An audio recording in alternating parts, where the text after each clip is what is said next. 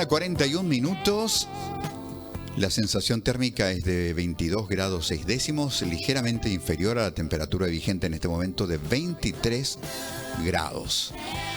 Y hoy, en este feriado turístico y de memoración histórica, vemos estas imágenes que genera Mega TV desde la tristísima costanera de Asunción, donde no va nadie por una lógica muy sencilla. No hay infraestructura y el agua concentra el cagadero de la ciudad de Asunción. Ahí se tira toda la mierda no tratada de las aguas negras de la ciudad de Asunción. Más pico y que se tapepe, ¿verdad? Además del güiro que metió su camioneta ahí casi en el agua, nadie. El resto... Espera nomás aquí que una, dos, seis, siete latitas ya, hoy que me invita más los mitad, Ahí ya. Ahí ya perdí ya la noción. Ya son irrompibles los perros. Ellas son. Vamos a hablar con el economista, docente y emprendedor, querido amigo del Club de Ideas, Víctor Raúl Benítez. Víctor Raúl, buen día, ¿cómo estás?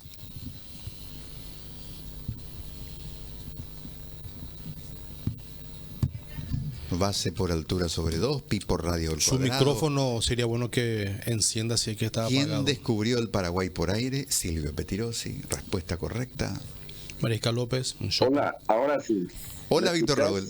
Hola, Víctor Raúl. Buen día, ¿cómo estás? Hola. Bien, bien. Bueno, querido amigo, queríamos entrar a la épica de la Guerra Grande y de su dramático epílogo, un 1 de marzo de 1870, por la ventana de lo económico. Decir que ahí muere el Gran Paraguay, el gigante de la provincia gigante de las Indias, pierde territorio, se diezma su población. Y hay, digamos, una tutela argentino-brasileña que desde 1870 en alguna medida ha sido una bota sobre el cuello de Paraguay. Cuando Bernardino Caballero vuelve de estar prisionero en Brasilia, ya vuelve como un entenado de Brasil, del imperio luso brasileño, y a partir de ahí la larga sombra de la tutela de Brasil. Stroessner fue un Brasil, la Argentina también intentó su proyecto de cooptación del Paraguay, y de hecho de vez en cuando nos muestra que tiene la capacidad de hacernos felices o infelices, yugulando el río, por ejemplo. ¿Es ese el punto de inflexión que marca nuestra crítica dependencia o nuestra relación sensible con nuestros dos grandes vecinos, Víctor Raúl?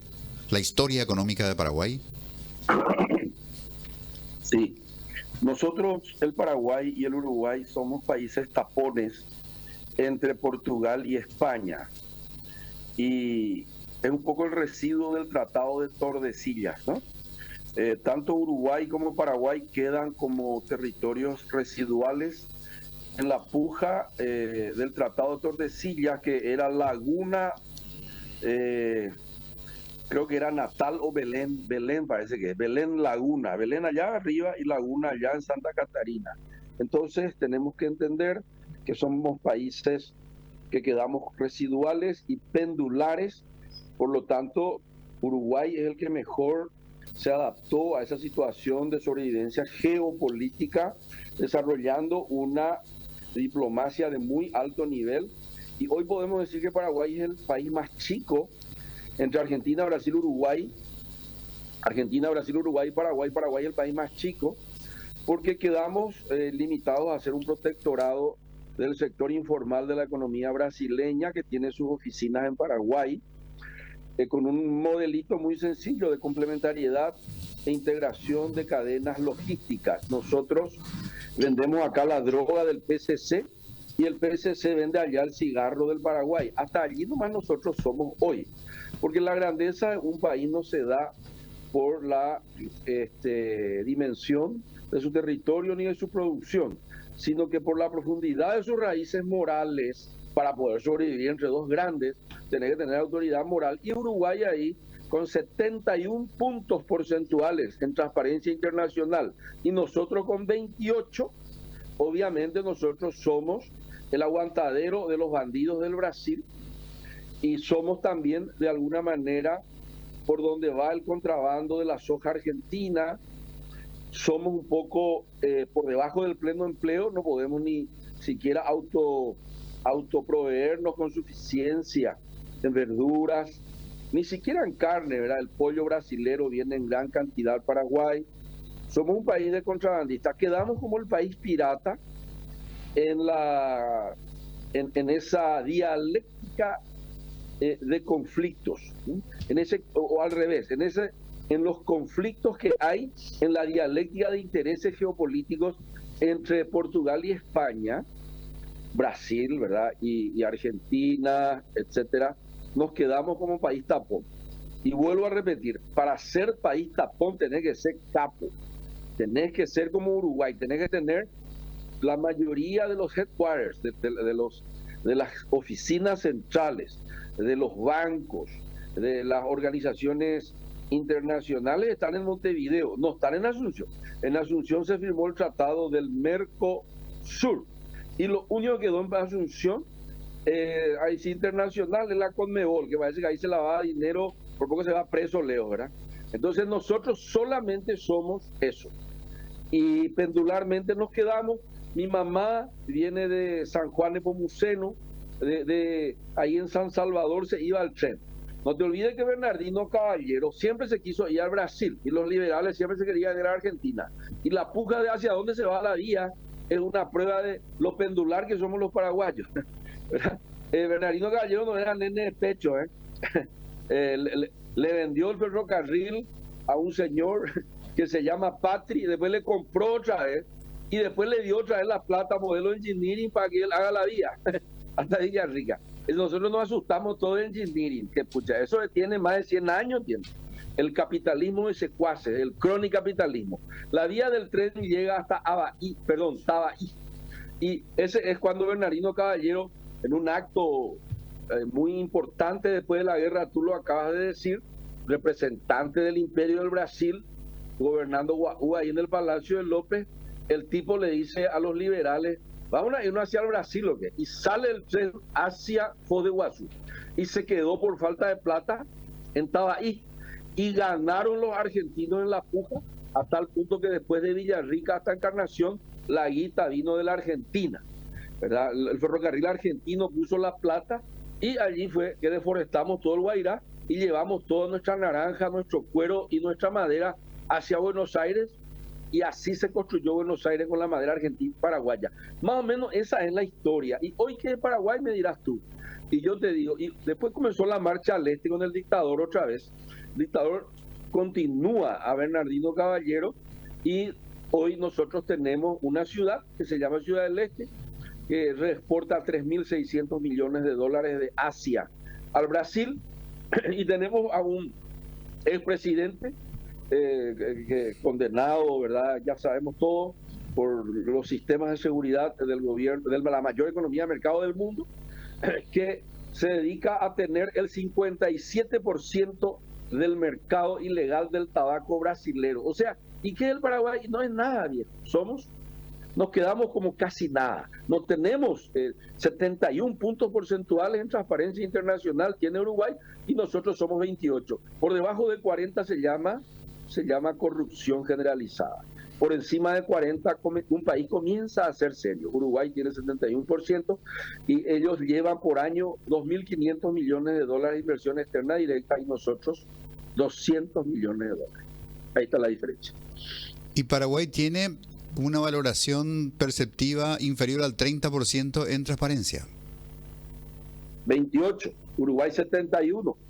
Un país que tiene raíces morales mucho más desarrolladas y mucho más institucionales, y no es para irnos al cielo que tenemos que ser menos corruptos, para ganar plata. O sea, por ambición y por lucro tenemos que ser menos corruptos. Uruguay lleva 10 veces más, un país que es chiquitito así, país de esquina con vista al mar, lleva 10 veces de inversión externa directa año versus Paraguay. Esa es la realidad aquí. Así estamos hoy y así terminamos. Después de la guerra del 70 se murió todo el mariscal, nosotros cantamos todo a Costañú, todo bola somos, ¿verdad?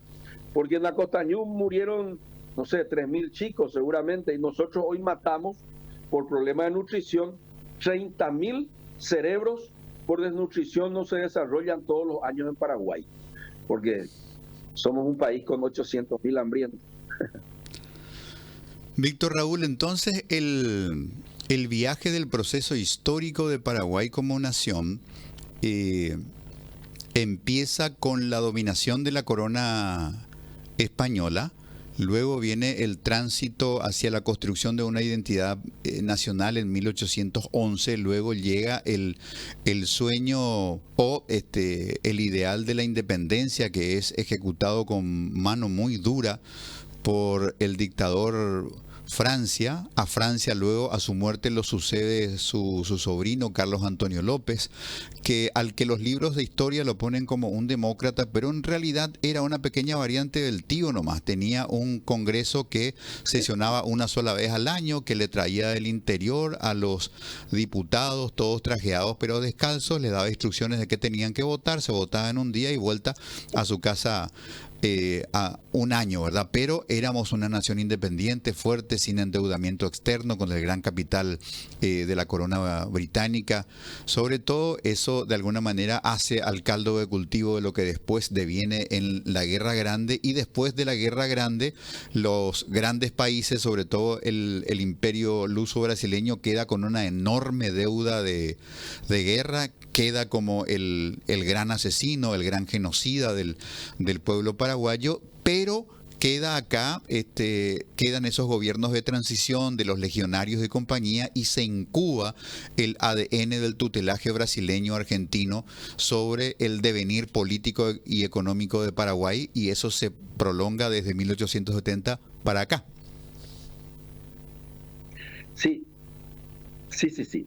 Hay un profesor con el cual estudié, que se llama Ian Shapiro, Universidad de Yale, y él dice que vos tenés que siempre preguntar las etapas o las eras históricas de un país, las épicas, en base a la respuesta a una pregunta: ¿cómo se justificó el poder en el Estado en las diferentes etapas?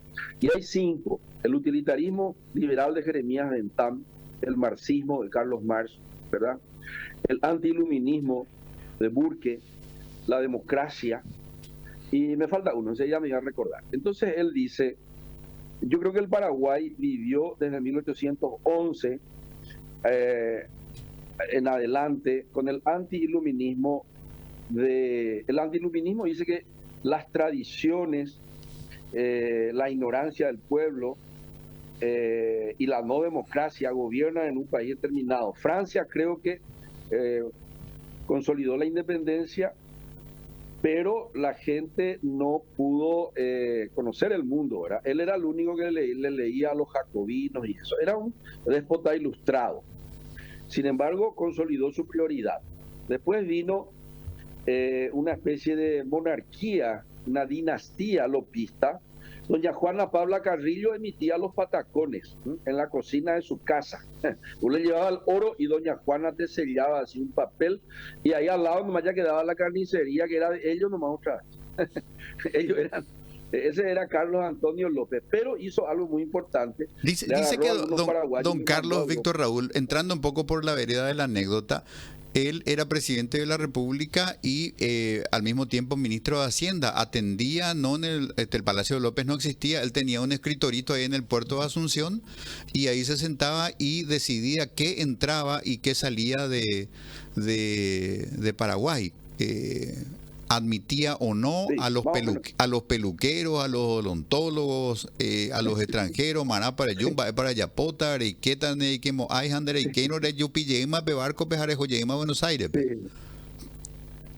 Así nomás. Y su esposa pesaba el oro y hacía la operación de cambio y emitía, ¿verdad? Porque el oro se quedaba en la casa. Y es más o menos como hoy nomás también. Es decir, que si nuestro sistema monetario, si nuestro sistema monetario quisiera ser justo con este relato de la historia, tendría que haber un billete con la cara de doña Juana Pabla Carrillo, la primera presidenta del Banco Central. Sí. Y ella nomás tenía el gran almacén también. Pero le mandó a su hijo, aprendió francés, aprendió inglés, y le mandó a un montón de paraguayos que vinieron y dijeron, sido poner telégrafos, había sido que existe el vapor, y comenzaron en 1862 por ahí. A toda bala hicieron. En 1860, 59 comenzó el proyecto. Le ganan a la MOPC de hoy en hacer el proyecto de ejecutar y eso, ¿verdad? Eran mucho más rápidos En 1862 la UOC era mucho más rápida que hoy. Claro que también se picaban algo. Entonces, y había un señor Patri que después le ayudó al mariscal. Ese es más o menos engineering, o sea, Patri engineering, es ¿verdad? Un matrimonio incestuoso público-privado. Bueno, entonces el mariscal viene, se vuelve loco, ¿verdad? Geopolíticamente no le salió muy bien la jugada, y ya sabemos cómo terminó. Y allí comienza el caos, y en 1880 por ahí llega el liberalismo a Paraguay. Entra Jeremías Bentán, el utilitarismo, ¿verdad? Todo era libre mercado. Desaparece prácticamente el Estado en el sentido lopista. Y los liberales entran en 1904 en un pacto acá del Pilcomayo. Y desde esa época hasta 1936 el poder del Estado se justifica a partir del utilitarismo, de la economía liberal. El partido lo era liberal también. Y en 1936 recién en Paraguay se le conoce a Carlos Marx. Algunos por lo visto le leyeron y le hacen un golpe de Estado a el señor Eusebio Ayala. Y el señor Eusebio Ayala también, ¿verdad? Los paraguayos se fueron toda la guerra por una bolsa de galletas, un montón de vaca y harina, un poco de carne que le dejaban en la casa, y el mitadilla se iba para morirse en el Chaco o sobrevivir. Así nomás era el reclutamiento. Yo he visto una foto en el desfile de la Victoria y le entendí por qué los soldados se rebelaron, porque estaba ahí con su zapato bicolor Eusebio Ayala y al lado los mitaditos descalzos y te dice, o sea, era una situación de pobreza extrema también en 1936. Y los soldados vinieron de la guerra, Quique, y le dijeron, devolver tu arma. O sea, devolver también las armas, si se moría a ti. De la receta a Pedro y le dijo a Homosés y Cuela Eusebio Ayala. Por eso el ejército paraguayo nunca tuvo armas ni va a tener, ni la policía paraguaya tampoco hay que armarle mucho, porque el origen social del milico y con todo respeto, del hombre de las armas y del policía es humilde. Y si le damos muchas armas y de pasar sobre MW y eso de los políticos y de los ricos en Paraguay que lo hacen no con mérito, no hablo de los ricos con mérito, es capaz de que ese policía un día no le deje más pasar al coche o que ese militar se subleve. El ejército paraguayo nunca va a tener armas modernas para evitar una revolución, porque el origen de los generales, y eso es un origen humilde. Ese es mi punto de vista. Y después viene otra vez el caos hasta 1947, un gobierno modelo también estatista, y en 1954 llega la dictadura, que todo es antiiluminismo, que son las tradiciones. El antiiluminismo dice, tienen que gobernar los reyes, tienen que gobernar el abuelo, el presidente excepcional le tiene que dar en herencia a su hijo la seccional. Y después, en 1989, llega el neoliberalismo. Es decir, ese es el tránsito del Paraguay desde la guerra del 70 hasta hoy. Un neoliberalismo que nosotros seguimos teniendo. ¿Vos te imaginas que Nicanor recibió el Paraguay con 48% de pobreza? O sea, la mitad de la población paraguaya pobre, dijo Nicanor. Y hoy tenemos 30% de pobreza. Entonces nosotros somos una máquina. De la guerra del 70 todavía no nos recuperamos.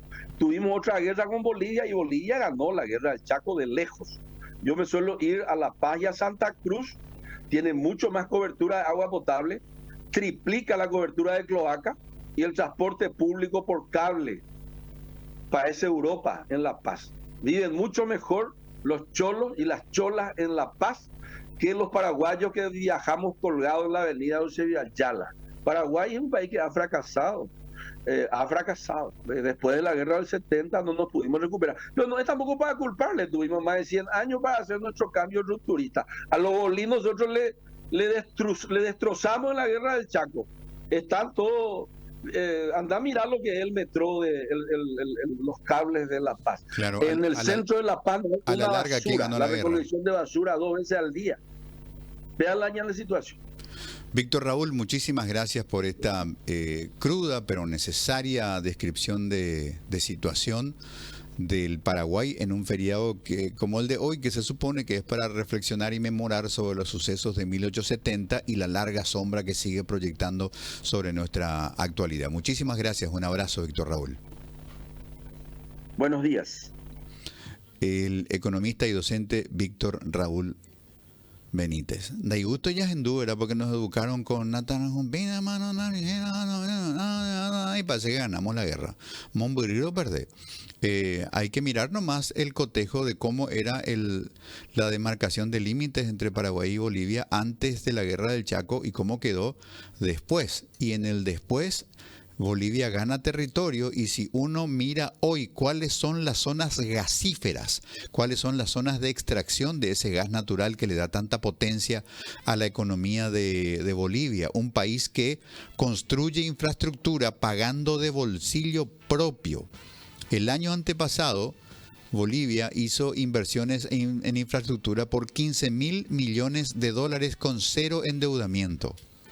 Del dinero de la hacienda pública pagan Daipori préstamo Pepe Blas, Daipori emisión de bonos, Daipori BID, Daipori Banco Mundial. Hay ingresos de sus recursos de subsuelo que alguna vez eran territorio en disputa con Paraguay. Y nuestra épica histórica dice que nosotros ganamos la guerra del Chaco. Todos los patriotas y quedaron los sinvergüenzas a tratar de levantar, entre comillas, este país. Sí, señor. Blas, vamos a hacer una pausa a toda bala. Tenemos pausas que recuperar después de esta larga e interesante conversación.